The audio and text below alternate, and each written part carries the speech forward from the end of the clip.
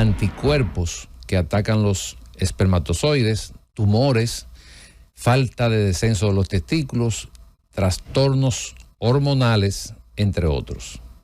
Ante la duda, visite a su uróloga o a su urólogo. Un dato importante, antes de nosotros iniciar con nuestro tema de hoy, es que el orgasmo en la mujer tiene una duración aproximada de 10 a 15 segundos. Incluso podría llegar a 20 segundos. Sin embargo, el orgasmo en el hombre dura apenas entre 4 a 10 segundos.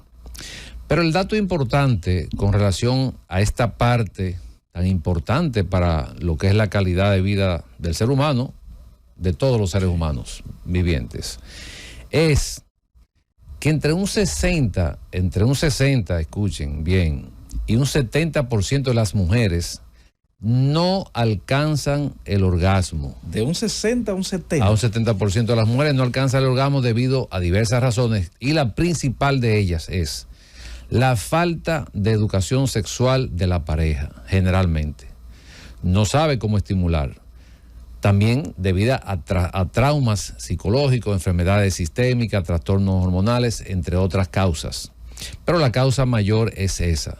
Y esto es importante porque tú sabes que nosotros, la Z siempre preocupada por la orientación de la ciudadanía, estos son números que es importante que la población lo sepa porque siempre hemos hablado de la educación, de la orientación de la ciudadanía. Y esto pues quería traerlo a colación para que nuestros radioyentes pues estén informados y si tienen que buscar ayuda pues la busquen y que también se sincericen. Muchas veces, la pareja por no probablemente hacer sentir mal a la otra pareja pues no le comenta, pero es importante que haya comunicación en este sentido. Por otra parte, Roberto, el Hospital General de la Plaza de la Salud nos extiende una invitación para el 24 de agosto, una jornada científica de trasplante. Ellos me envían la invitación porque yo tuve el privilegio, gracias a Dios y gracias también a la institución, de ser de los pioneros del programa de trasplante de donantes cadavéricos. Esa jornada se va a llevar el 24 de agosto en la Plaza de la Salud, donde se van a celebrar los 500 trasplantes que se han realizado en el hospital y está dedicado al doctor Julio Amado Castaños Guzmán. Es una jornada científica que de seguro será todo un éxito. Muchas gracias al Hospital General de la Plaza de la Salud por tenernos en cuenta. Estaremos por allá si Dios lo permite. Excelente.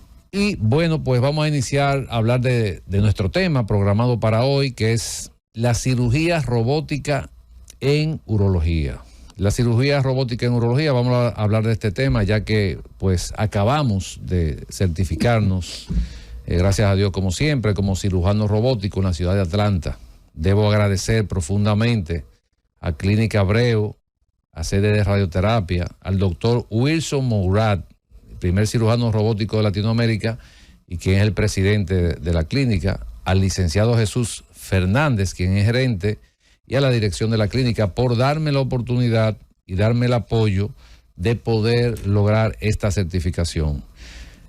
También agradecerle como en nombre del país a la Clínica Abreu por ese gran aporte que le va a dar a la población y a nosotros, los profesionales, pero principalmente a los pacientes que se van a beneficiar con esta nueva tecnología para nosotros aquí en Santo Domingo, ya que la precisión, la seguridad con que se pueden hacer cirugías generalmente oncológicas, en urología se puede hacer de todo, pero en este caso en nuestra área, lo que son las cirugías de próstata, de cáncer de próstata, de cáncer de riñón y otras cirugías que se pueden hacer con mayor precisión con esta tecnología. ¿Todavía no estaba en esa área aquí en la República Dominicana la cirugía robótica, doctor Pablo? Sí estaba en Santiago, pero estaba secuestrada casi, como que, o sea, muy limitada, y entonces pues ahora Clínica Abreu ha hecho una inversión donde pues nos ha dado la oportunidad todo, pero también pensando en los pacientes,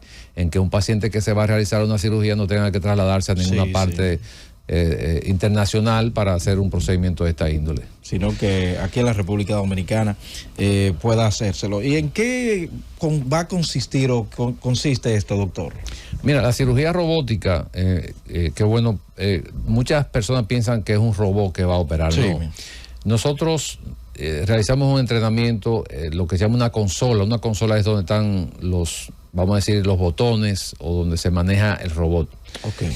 ¿Qué ventaja tiene la cirugía robótica? Que cuando hacemos una cirugía laparoscópica, por ejemplo, que tenemos que tener una persona que agarre la cámara, otra persona que se pare, el cirujano robótico tiene la facilidad de manejar 3 y hasta 4 brazos con 2 manos y con los pies. Entonces, esa es la ventaja. Tú puedes acercar la cámara, ponerla más lejos, ponerla del lado que tú desees.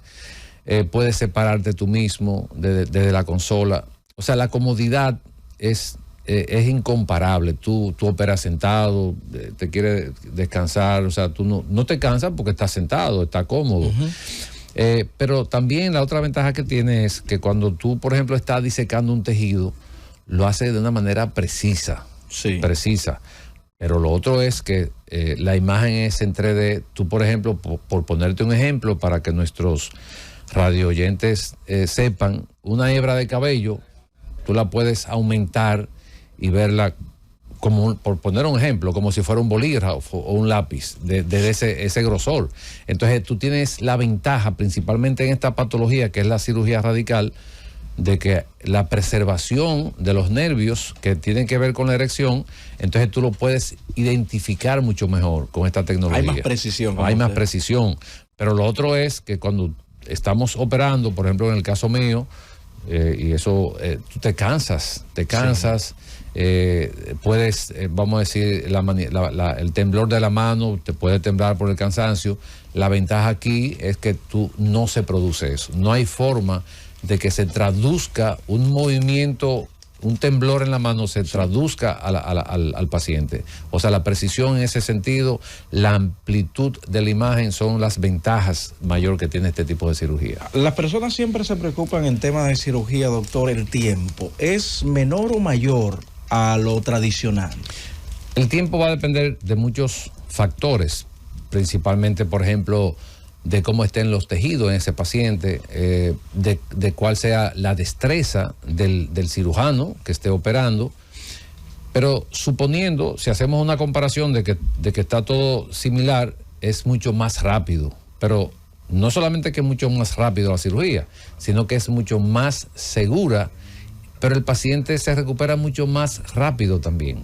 Entonces, todas esas ventajas la tiene la cirugía robótica, comparada con una cirugía laparoscópica o una cirugía abierta. La anatomía queda mucho mejor definida en ese paciente, por lo que mencioné anteriormente de lo que es la visión, la amplitud de la imagen y ese tipo de cosas. Pues esas son las ventajas que están por encima de una cirugía puramente laparoscópica. Bueno, vamos a saludar y darle la bienvenida al doctor Wellington Ledesma. Saludos, doctor Ledesma. Buenos días, Roberto, ¿cómo está, maestro? ¿Cómo se siente usted? Qué bueno tenerlo de vuelta. Gracias. Saludando a todos los radioescuchas y deseándoles a todos, por supuesto, un feliz inicio de semana. Vamos a continuar con este interesante conversatorio acerca de la cirugía robótica en urología. Así es. Pero es importante también decir, Roberto, que no solamente, aunque en urología fue donde se inició y donde más se usa los procedimientos robóticos, pero ya hoy en día se está usando el robot en cirugía general, en cirugía torácica, en todas las áreas quirúrgicas, porque se pueden hacer, por ejemplo, los bariátricos también la están usando mucho, para hacer hernias, para hacer vesícula, o sea, todos los procedimientos quirúrgicos que se hacen vía laparoscópica se pueden usar vía robótica.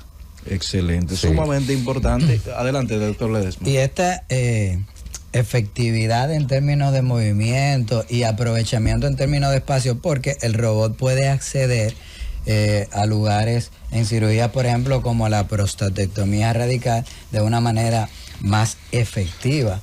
y con un margen de error minimizado, porque es un espacio muy limitado que cuando el cirujano tiene las manos muy grandes incluso, tal vez no podría tener la destreza que sí puede tener a través de este dispositivo. ¿Cómo se traduce esto en la efectividad y la evolución del paciente?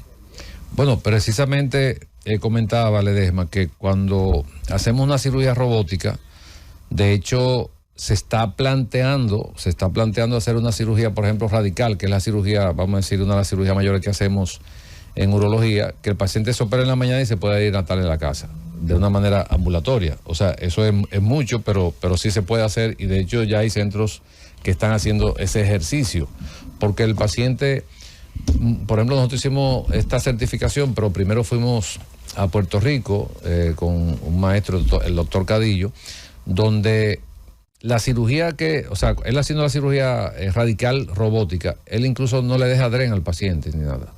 O sea, lo opera, cuando el paciente se recupera, lo pone a deambular y en la tarde se va a su casa. Entonces, cuando tú ves ese tipo de recuperación en el paciente, pues vamos ganando mucho tiempo y mucha calidad de vida, porque normalmente cuando un paciente va a cirugía, la recuperación de meses, anteriormente ese es un paciente que pasaba 3, 4 meses probablemente en recuperación, pero al fin no quedaban secuelas de la cirugía, que esto es importante mencionarlo, no solamente hablar de la tecnología y vamos a decir, de los beneficios. Es importante, incluso más importante, hablar del post quirúrgico, sí, porque muchas veces cuando solamente hablamos de esta parte que se ve bien bonita y de hecho lo es, pero también el paciente hay que informarle que cuando se hace una cirugía radical de próstata, por ejemplo, por cáncer de próstata, este es un paciente que posteriormente a la cirugía puede tener problemas con la continencia de orina y puede tener problemas también con la erección, y esto el paciente debe saberlo y los familiares también deben saberlo. Independientemente de quien lo opere, puede tener esa consecuencia posterior a la cirugía. Siempre es bueno hacer énfasis en que estamos hablando de cirugía por cáncer de próstata. Curar la vida. Sí, porque hay que hacer énfasis, porque muchas veces el paciente tiene el concepto errado de una cirugía radical por cáncer de próstata a una cirugía por el crecimiento de la próstata. Y siempre es bueno decirle al paciente esa diferencia que hay entre esos dos tipos de cirugía que se realizan en la próstata, o por cáncer o por crecimiento, cuando está produciendo sintomatología. A mí me gusta decirle a los pacientes, claro, cuando nosotros entramos a hacer una cirugía por cáncer, nosotros no, lo que queremos es curarlo, lo que queremos es no dejar siembras de cáncer ahí, y por la ubicación donde está la glándula prostática, pues uno inevitablemente va a tocar en mayor o en menor medida estos plexos, estas raíces nerviosas, y esto por eso que la mayoría por un tiempo van a tener algún tipo de detrimento en lo que es la continencia o la erección, que podría mejorar. Pero esto en la cirugía robótica tiene una menor prevalencia. Sí, claro, pero siempre hay que tener en cuenta los factores. Por ejemplo, hay colegas que tienen experiencia en cirugía abierta y le va de maravilla. Y eso también hay que decirlo. O sea, no podemos concentrarnos, o sea, aquí hay colegas urólogos que tienen experiencia en cirugía abierta y le va de maravilla en la cirugía. O sea, y los pacientes se recuperan bien y le va bien. Entonces, va a depender siempre de la destreza, como dije anteriormente, del cirujano, de la experiencia que tenga. Eso es un dato que el paciente tiene que saberlo. La ventaja que tiene es que lo hacemos por aberturas muy pequeñitas, donde el paciente se recupera mucho más rápido. Pero es importante también agregar, Ledesma, lo que tú mencionabas de la cirugía, que muchas veces cuando hacemos una cirugía porque la próstata ha crecido y está obstruyendo, el paciente cuando vuelve a los 6 meses dice, doctor, pero yo tengo próstata.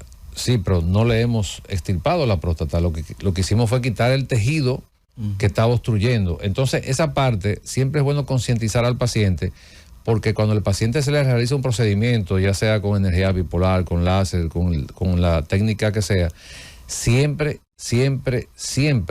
va a quedar tejido prostático, porque la idea no es sacar toda la próstata cuando hay un crecimiento benigno, sino quitar el tejido que está impidiendo que ese paciente pueda orinar de manera adecuada.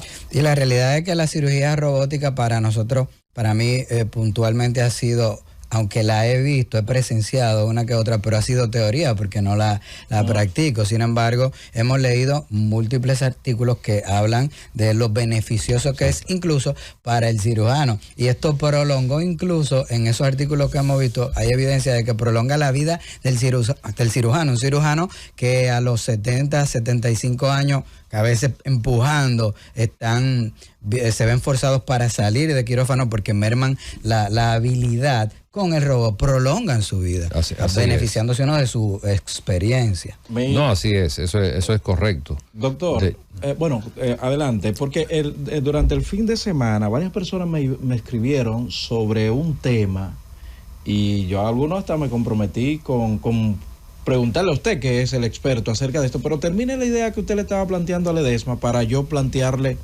lo que nos decían durante el fin de semana. Ok, sí. Lo que le iba a comentar a Ledesma, yo por ejemplo, yo soy un apasionado por la urología en términos general, pero por la tecnología. Pero no por la tecnología per se, sino pensando en un beneficio que yo le pueda brindar a un paciente.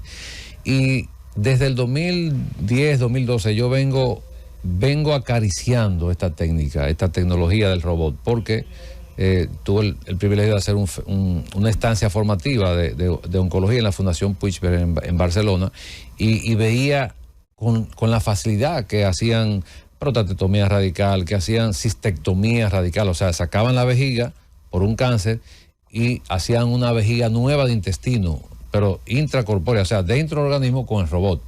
Entonces, son cirugías complejas que la hacen con el robot, de una manera, no vamos a decir fácil, porque tienen una experiencia. La incidencia de cáncer de vejiga en España es altísima por el cigarrillo, y entonces siempre tú tenías ese sueño de tener esa tecnología a mano, y gracias, como lo dije anteriormente, a Dios y a Clínica Abreu, pues tenemos ya la certificación. Gracias a Dios fuimos certificados, y no niego que ya la edad que tengo, pues estaba un poquito, vamos a decir, tenso, se puede decir, porque tomar un examen en un idioma que no es el tuyo, sí, en un ambiente, pero de verdad me fue muy bien, gracias a Dios. Mire, y ya estamos. Antes de irnos a la pausa, doctor, varias personas me escribieron durante el fin de semana sobre un tema que usted pues le compete, acerca de implante de pene que puede aumentar el tamaño del pene, tanto en longitud como el grosor. ¿Y qué diferencia hay de este implante y lo que ya existían antes? Bueno, sí, eso fue un artículo de la semana pasada que escribimos en una entrevista en el Listín. ¿La gente se ha hecho eco de eso entonces? Sí, realmente esto es vamos a decir, una nueva opción para el paciente, donde cuando se instala el implante de 3 componentes, no es que el implante per se es nuevo, tiene décadas en el mercado, pero ahora tiene un nuevo componente, se puede llamar así, y es que el implante puede aumentar el grosor del pene y la longitud entre 0.5 a 1 centímetro. Pero es bueno, ya que tú haces la pregunta, hablar un poco acerca de por qué se produce esto. Todos sabemos, si nosotros hacemos estudios en pacientes, en hombres, principalmente por encima de los 35, 40 años de edad, la mayoría vamos a tener un problema de arteriosclerosis, de acumulación de colesterol a nivel de las arterias. ¿Qué pasa? Eso produce pérdida de la distensibilidad de las arterias. Pero eso se traduce, doctor, como que si a través de los años el pene se acorta. Sí, claro, ahí es donde voy a llegar. Entonces, ¿qué pasa? Esa aterosclerosis que hablamos de eso, que a veces le dicen al paciente, no es nada. Sí que es algo. Eso tiene una consecuencia. Entonces, eso ocurre en el pene también. Lo que pasa es que no se ve a simple vista. ¿Y qué pasa? Cuando eso empieza a ocurrir en las arterias que llevan la sangre al pene, el pene no se produce una erección como se producía anteriormente, porque no llega la sangre con la facilidad que llegaba, porque son arterias muy pequeñitas, y en todos los vasos se puede producir una arteriosclerosis. Entonces, eso va produciendo, vamos a usar términos para que nuestros radioyentes escuchen, una falta de distensibilidad del tejido, o se encoge el tejido, lo podemos llamar así, y el pene, por eso la mayoría de los hombres dicen, el pene se me está poniendo un poco más pequeño. Pero es por eso, es un asunto del tiempo, es un asunto de aterosclerosis, de fibrosis que se producen en el pene también, que se han relacionado con microtraumas que se van produciendo a través del tiempo en las mismas relaciones sexuales. Y con este tipo de implante nosotros podemos lograr recuperar ese tamaño, ese grosor que se ha perdido del pene.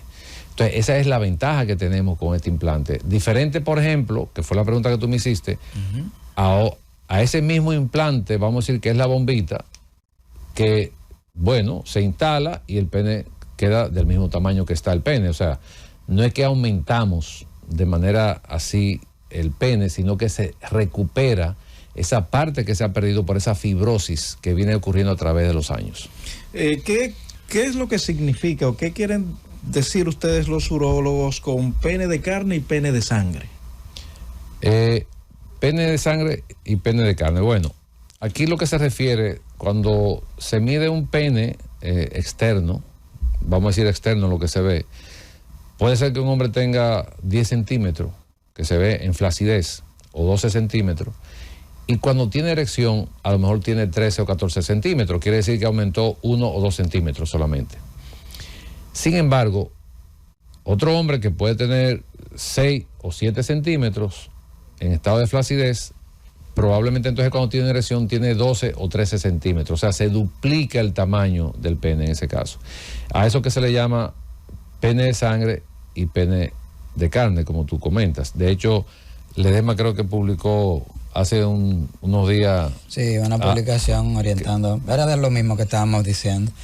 Sí, y la gente entonces ese término lo maneja mucho y lo pregunta incluso en la porque se ha popularizado anteriormente. Pero la realidad en términos de procedimientos y cirugías es que con la edad a veces el pene tiende a verse más largo, pero tiende a tener menor calidad de erección, pero por un proceso biológico normal cuando ocurre el envejecimiento, que también es otra cosa que hay que mencionar. La gente preocupada por su salud sexual masculina, doctor, ¿cuál es el protocolo para calificar para un implante de este tipo? ¿Cuál es el protocolo? ¿Quiénes califican, quiénes no califican? Bueno, lo primero es que antes de llegar al punto de ofrecerle un implante de pene a un hombre, se supone que debemos agotar un protocolo. Y cuando hablamos de protocolo, primero tener un diagnóstico. Si tenemos un diagnóstico de que es un problema, por ejemplo, circulatorio, pero hay problemas hormonales, hay problemas situacionales, psicológicos. Tenemos un problema circulatorio, tratamos la circulación, el paciente no responde al medicamento vía oral, usamos cremas o gel, o usamos inyecciones y el paciente tampoco responde a tratamiento. Entonces, cuando nosotros agotamos todos estos tratamientos, llámese pastilla, gel, inyecciones, y no hay una respuesta satisfactoria, entonces este paciente sí se beneficia de un implante de pene. ¿Y por qué? Qué interesante tiene esa pregunta, porque muchos pacientes probablemente quieren instalarse un implante de pene aún respondiendo al tratamiento. Yo les recomiendo que no se lo pongan. ¿Por qué? Yo tuve un paciente hace unos años que respondía muy bien a los medicamentos. Sí. Quería instalarse una prótesis de pene. Yo le comenté que si respondía bien que siguiera con el tratamiento, pero el paciente decidió ir a otro lugar, se puso la prótesis, pero después él estaba inconforme con el resultado de la prótesis. No porque no funcionaba, sino porque él se sentía mejor con el medicamento, pero ya no hay tiempo. Después que el paciente se somete a una cirugía, no hay tiempo para volver atrás.